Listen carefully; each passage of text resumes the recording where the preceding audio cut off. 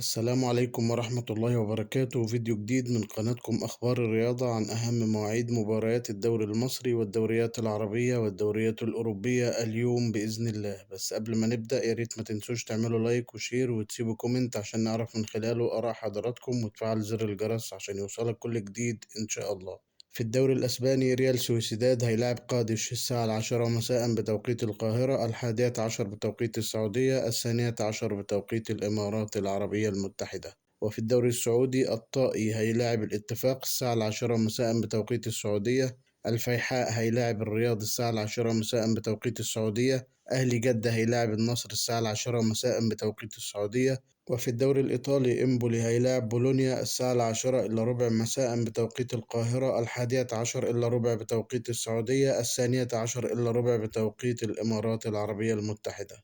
أما عن الدوري المغربي اتحاد التواركة هيلاعب المغرب الفاسي الساعة 10 مساء بتوقيت المغرب. وفي الدوري القطري دوري نجوم قطر السد القطري هيلاعب معيزر الساعة 9:30 مساء بتوقيت قطر. دحيل هيلاعب الشمال الساعة 9:30 مساء بتوقيت قطر.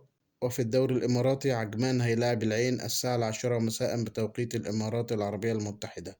لو عجبك الفيديو ما تنساش تدوس لايك وتعمل شير وتسيب كومنت عشان رأيك يهمنا، وتفعل زر الجرس عشان يوصلك كل جديد. والسلام عليكم ورحمة الله وبركاته.